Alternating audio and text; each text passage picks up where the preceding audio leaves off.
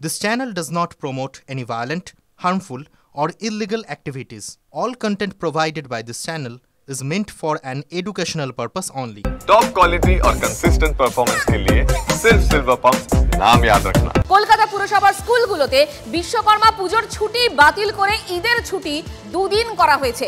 বিস্ফোরক অভিযোগ রাজ্য বিজেপির সাধারণ সম্পাদক জগন্নাথ চট্টোপাধ্যায়ের, কি তিনি বলেছেন শুনি আগে আমরা। বাঙালির জানা দরকার যে পশ্চিমবঙ্গটা পশ্চিমবঙ্গই আছে না, পশ্চিম বাংলাদেশ ইতিমধ্যে হয়ে গেছে। এবার কলকাতা শহরে বিশ্বকর্মার ছুটি বাতিল করা হলো এবং বিশ্বকর্মার ছুটি বাতিল করে কলকাতা কর্পোরেশনের স্কুলগুলিতে ঈদ উল ফিতরের ছুটি দুদিন করা হলো। সারা ভারতবর্ষে ঈদ উল ফিতরের ছুটি একদিন হয়, কিন্তু কলকাতা কর্পোরেশন যেহেতু জনাব ফিরহাদ সুরাবর্দী হাকিমের দ্বারা শাসিত, যিনি দাওয়াত ইসলামের কথা বলেন, তাই এখানে দুদিন করা হলো। কলকাতা কর্পোরেশনের হগ মার্কেটে অবস্থিত কলকাতা কর্পোরেশনের এডুকেশন ডিপার্টমেন্ট বা শিক্ষা দপ্তরের এই বিজ্ঞপ্তিটি প্রত্যেকটি সনাতনী বাঙালির হৃদয়ে ঘা দেবে, মনে অশান্তি সৃষ্টি করবে। কিন্তু তারা এটাও মনে করতে পারে যে রাজ্যের মুখিয়া মাননীয়া অমৃত কুম্ভকে মৃত্যু কুম্ভ বলতে পারেন, তার মেয়র, তার প্রিয় ববি কলকাতা কর্পোরেশনে বিশ্বকর্মার ছুটি বাতিল করে ঈদের ছুটি দুদিন বাড়াবেন, সেটাই তো স্বাভাবিক। সনাতনী বাঙালি ভাবুন আমরা কোন পথে চলেছি। 26-এ বিদায় করুন, না হলে আপনাকে বাংলা থেকে বিদায় হতে হবে। রাজ্য বিজেপির সাধারণ সম্পাদক জগন্নাথ চট্টোপাধ্যায়ের এই অভিযোগ করার পরেই এই যে ছুটি বৃদ্ধি, তাই নিয়ে বিতর্ক শুরু হয়ে যায়। আর এই ইস্যুতে বিজেপি সুর চড়ানোর পরেই কলকাতা পুরসভা পিছু হটেছে। ঠিক কি ঘটেছে একবার কথা বলবো। আমাদের সঙ্গে রয়েছেন প্রদীপ্ত, প্রদীপ্ত। দেখো, কলকাতা পুরসভার তরফে চিফ ম্যানেজার শিক্ষা বিভাগের সিদ্ধার্থ ধারায় বিজ্ঞপ্তি জারি করেন, যে বিজ্ঞপ্তিতে জানানো হয় যে 31শে মার্চ এবং 1 এপ্রিল ঈদের জন্য ছুটি থাকবে, আর 17ই সেপ্টেম্বর 2025 বিশ্বকর্মা পুজোর ছুটি বাতিল করা হচ্ছে, সেই ছুটি ঈদের জন্য থাকবে।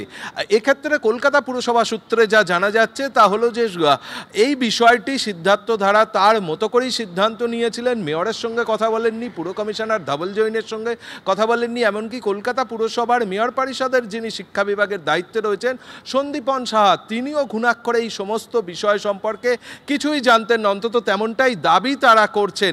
এবং তারপরেই এই বিষয়টি সামনে আসার পরই কলকাতা পুরসভার তরফ থেকে এই যে সন্দীপন সাহার কথা তুমি বললে না, সন্দীপন, আমি তোমার কাছে আসছি। সন্দীপন সাহার বক্তব্য আমাদের কাছে রয়েছে, শোনাই আপনাদের। সিদ্ধার্থ ধারাকে আমরা শোকজ করেছি যে তিনি এই রকম একটা সার্কুলার কিভাবে তিনি করলেন, এটা তার এখতিয়ার বহির্ভূত, তিনি এটা করতে পারেন না। এরকম কোথাও কোনো কর্পোরেশনের সিদ্ধান্ত হয়নি যে উনি এরকম একটা সার্কুলার করবেন। আমরা ওকে শোকজ করেছি এবং ডিসিপ্লিনারি অ্যাকশন আমরা তার বিরুদ্ধে নেব না। আমরা কিচ্ছু জানতাম, আমাদের নলেজেও নেই, আর অ্যাপ্রুভাল তো দূরের কথা। আমার বা মেয়র সাহেবের কোনো অ্যাপ্রুভাল সিগনেচার কোথাও পাবেন না, এই রকম কোনো ফাইলও তোলা হয়নি, সম্পূর্ণটা তিনি নিজে করেছেন। এবার কেন করেছেন, আপনি বিরোধীদের কথা বলছেন, তিনি আবার কি উদ্দেশ্যে করলেন, এখন তো সেটাও প্রশ্ন। কেউ কিছুই জানতেন না, শুধুমাত্র ওই শিক্ষা বিভাগের অভিযুক্ত চিফ ম্যানেজার তিনি জানতেন এবং তিনি গোটা বিষয়টা নাকি নিজের দায়িত্বে করেছেন, তাই তাকে শোকজ করা হয়েছে।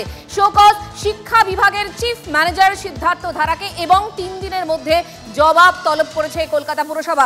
প্রদীপ্ত এই মুহূর্তে রয়েছেন আমাদের সঙ্গে, প্রদীপ্তর সাথে কথা বলবো এই মুহূর্তে। প্রদীপ্ত, একটা প্রশ্ন, এই মুহূর্তে দাঁড়িয়ে এই যে শুধুমাত্র একজনের ওপর পুরো বিষয়টাকে চাপিয়ে দেওয়া, কোথায় কি দায় এড়ানোর খেলা?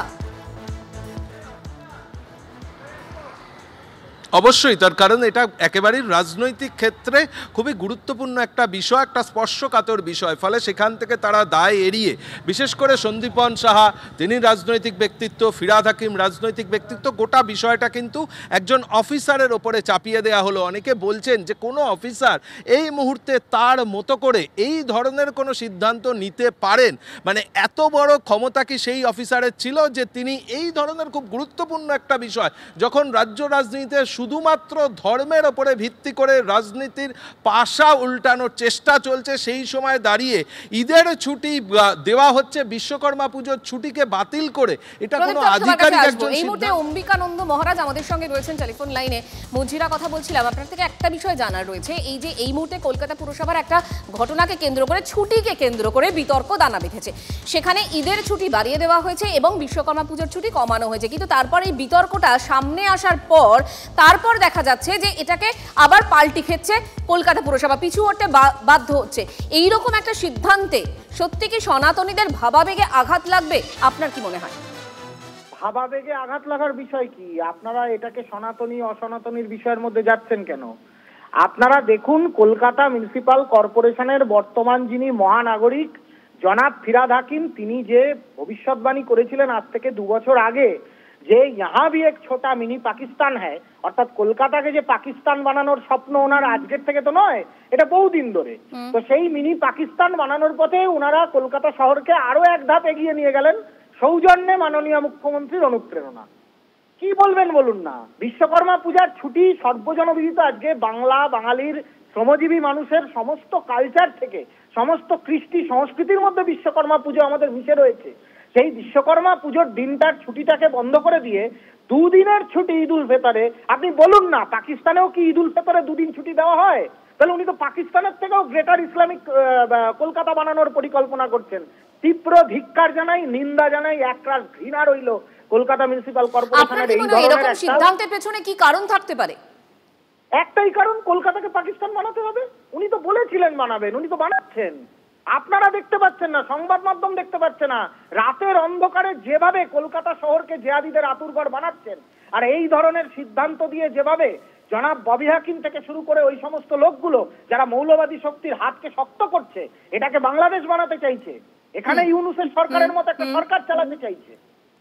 ধন্যবাদ আমাদের সঙ্গে কথা বলার জন্য। অম্বিকানন্দ মহারাজ গোটা ঘটনার নিন্দা করলেন এবং ফিরাদ হাকিমের দিকে কিন্তু অভিযোগের আঙুল তুললেন। ফিরাদ হাকিমের বক্তব্য আপনাদের শোনাব। এই ধরনের করা উচিত না। কমিশনারের পারমিশন নেয়নি কেন এটাতে, সেটা স্পষ্টভাবে আমি জিজ্ঞেস করতে বলেছি কমিশনারকে। আর সেকেন্ড হলো যে এইরকম কোনো হয় না, গভর্নমেন্টের ছুটি আমাদের ছুটি, গভর্নমেন্টের ক্যালেন্ডার অনুযায়ী আমরা চলি। হ্যাঁ, আচ্ছা। সুতরাং এখানে আলাদা করে কোনো নোটিফিকেশন বাড়ানোর কোনো অর্থই হয় না।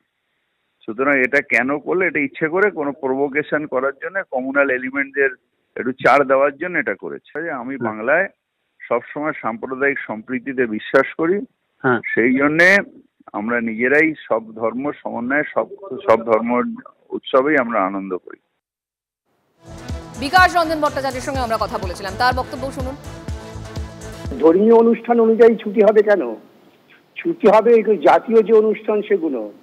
আমি বুঝতাম ভাষা দিবসে ছুটি দিয়েছেন, আমি বুঝতাম স্বাধীনতা দিবসের ছুটি 2 দিন বাড়ানো হয়েছে, তা না সমস্ত ধর্মীয় অনুষ্ঠান কেন্দ্রিক ছুটি, সে রাজ্য করুক, কেন্দ্র করুক আর পুরসভা করুক, সবটাই নিন্দনীয়। এই মুহূর্তে প্রদীপ্ত আমাদের সঙ্গে রয়েছেন, আরো একবার প্রদীপ্তর সঙ্গে কথা বলবো। প্রদীপ্ত, যে কথা তোমার সাথে হচ্ছিল, তোমাকে থামিয়ে দিয়েছিলাম যে শুধুমাত্র এই শিক্ষা বিভাগের চিফ ম্যানেজার, তার ঘাড়েই সবটা ঠেলে দেওয়া, মানে তিনি একাই সবটা সিদ্ধান্ত তিনি কি নিতে পারেন? আর তোমার কি মনে হয় সত্যি করা সম্ভব? দেখো, ববি হাকিম বা সন্দীপন সাহারা যে দাবি করছেন সেই দাবির কতটা সত্যতা আছে অবশ্যই তা নিয়ে প্রশ্ন চিহ্ন রয়েছে। তার কারণ অতীতেও আমরা বারংবার দেখেছি কোনো ঘটনা ঘটলেই তার দায় কিন্তু আধিকারিকদের দিকে ঠেলে দেওয়া হয়। তার কারণ সেই স্বাক্ষর আধিকারিকরা করে থাকেন। যে কোনো ক্ষেত্রে রাজনৈতিক ব্যক্তিত্বরা কিন্তু সিদ্ধান্ত নেন। এই সিদ্ধান্ত কি সত্যিই সিদ্ধার্থ ধারাকে নিতে বলা হয়েছিল, নাকি সিদ্ধার্থ ধারা তার মতো করে করেছেন? যদি সেই কাজ অফিসার করে থাকেন তাহলে শোকজ কেন, তার বিরুদ্ধে আরো কোনো কড়া পদক্ষেপ হয়তো কলকাতা পুরসভা করতে পারে। কিন্তু যে চর্চা হচ্ছে তা হলো যে এই ধরনের ঘটনা, ঈদের ছুটি বাড়ানো হচ্ছে, বিশ্বকর্মা পুজোর ছুটি। আরেকবার তোমাকে থামাচ্ছি, বেলডাঙ্গা ভারত সেবাশ্রম সংঘের প্রধান কার্তিক মহারাজ এই মুহূর্তে আমাদের সঙ্গে রয়েছেন। মহারাজ, মঞ্জিরা কথা বলছিলাম, আমার যেটা আপনার কাছে প্রশ্ন, এই মুহূর্তে দাঁড়িয়ে কলকাতা পুরসভার একটা সিদ্ধান্তকে নিয়ে বেশ আলোড়ন পড়েছে।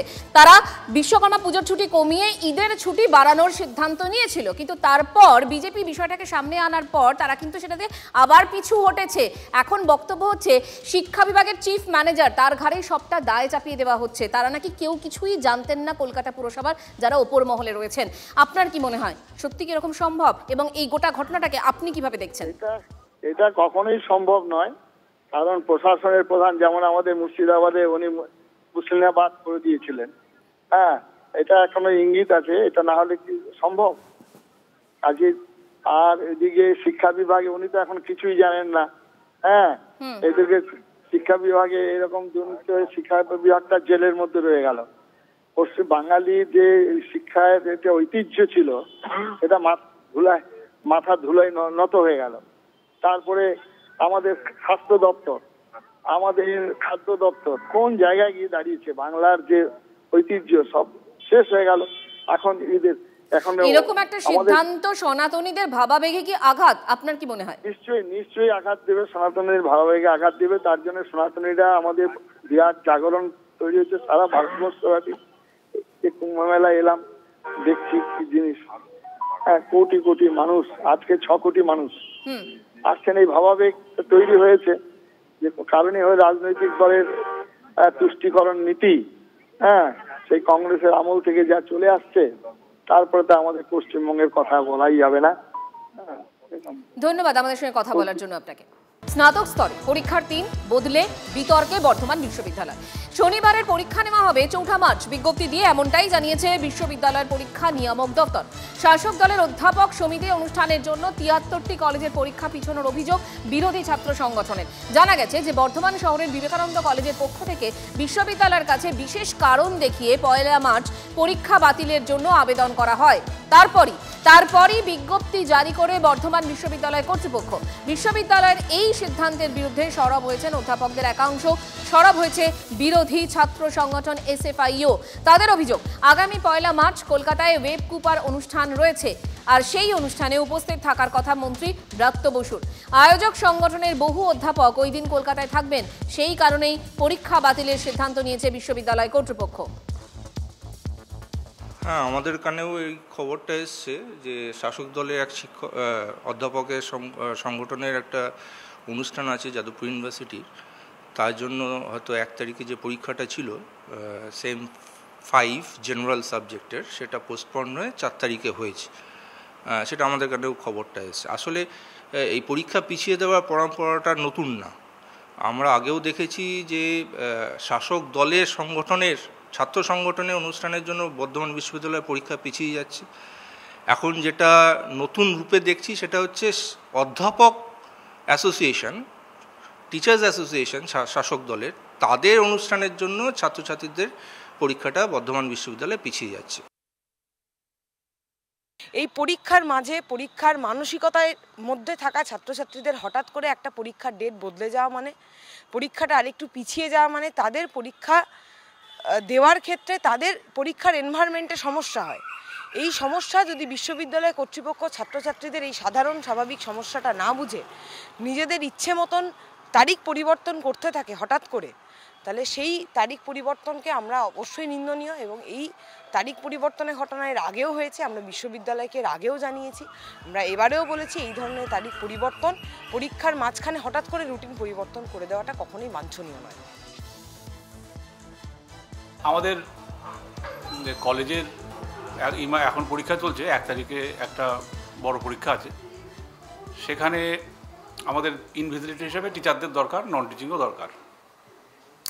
তা টিচাররা ওই দিনকে একটা সভায় যোগদান করবে, তার আগে আমাদের কলেজে একটা মিটিং হয়েছে, আমিও সেখানে ছিলাম।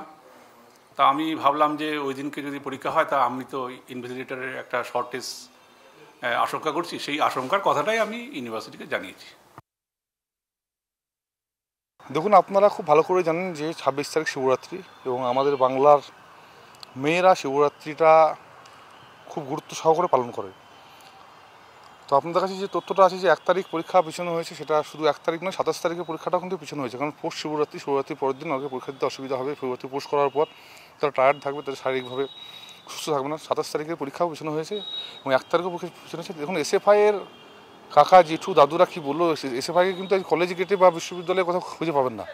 আবারও বোমা উদ্ধার বীরভূমে, তাই বলতেই হচ্ছে বারুদের স্তূপে বীরভূম। কাকরতলার পর এবার পারুইয়ের কেন্দ্র ডাঙ্গাল গ্রামে তাজা বোমা উদ্ধার। স্থানীয় বাসিন্দারা রাস্তার পাশেই বোমাগুলো পড়ে থাকতে দেখেন, খবর পেয়ে পুলিশ বোমাগুলো উদ্ধার করে। তারপর কি হলো, হিমাদ্রি আমাদের সঙ্গে রয়েছেন, আমাদের প্রতিনিধি জানাবেন। হিমাদ্রি। দেখো, বীরভূমের একাধিক জায়গায় প্রায় প্রত্যেক দিন বোমা উদ্ধার হচ্ছে। কাকরতলায় আমরা দেখলাম কিভাবে মুহুর্মুহু বোমা বর্ষণ করা হলো, পা উড়ে গেল এক তৃণমূল কংগ্রেস কর্মীর। পরবর্তী ক্ষেত্রে নানুর, দুবরাজপুর একাধিক জায়গায় বোমা উদ্ধার হয়েছে। আজ ফের পারুইয়ের কেন্দ্রডাঙ্গাল গ্রামে রাস্তার পাশে একটি ফাঁকা জায়গায় সেখানে বেশ কয়েকটি প্রায় 10 থেকে 12টি বোমা, তাজা বোমা সেখানে পড়ে রয়েছে। গ্রামের বাসিন্দারা বোমাগুলিকে দেখতে পায়, খবর দেয় পুলিশকে। যদিও পুলিশকে খবর দেওয়ার পর পুলিশ ইতিমধ্যেই সেই জায়গাটিকে ঘিরে রেখেছে, বোম স্কোয়াডকে খবর দেওয়া হয়েছে। কিন্তু প্রশ্ন উঠছে যে কিভাবে এইভাবে রাস্তার পাশে বোমা পড়ে রয়েছে, যে কোনো মুহূর্তে তো বড় সড়ো দুর্ঘটনা ঘটতে পারে, সেই আশঙ্কা করা হচ্ছে। এত বোমা আসছে কোত্থেকে জেলায়? দেখো, সেটাই প্রশ্ন যে এত বোমা বীরভূম জেলায় আসছে কোথা থেকে। পুলিশ প্রশাসন তো প্রায় প্রত্যেক দিন বোমা উদ্ধার করছে, তাহলে এই বোমা কোথা থেকে আনা হচ্ছে, নাকি এখানে তৈরি করা হচ্ছে? সব মিলিয়ে কিন্তু বড়সড় প্রশ্নের মুখে কিন্তু এই মুহূর্তে এই বীরভূম জেলা। কারণ খোদ মুখ্যমন্ত্রী মমতা বন্দ্যোপাধ্যায় তিনি বলেছিলেন যে বোমা উদ্ধার করতে হবে, আগ্নেয়াস্ত্র উদ্ধার করতে হবে। তারপর থেকে কিন্তু লাগাতার আগ্নেয়াস্ত্র এবং বোমা উদ্ধার করা হচ্ছে, কিন্তু এর সাপ্লাই হচ্ছে কোথা থেকে, সেটাই এখন বড় প্রশ্ন। নজর রাখো হিমাদ্রি, আপাতত ধন্যবাদ তোমাকে।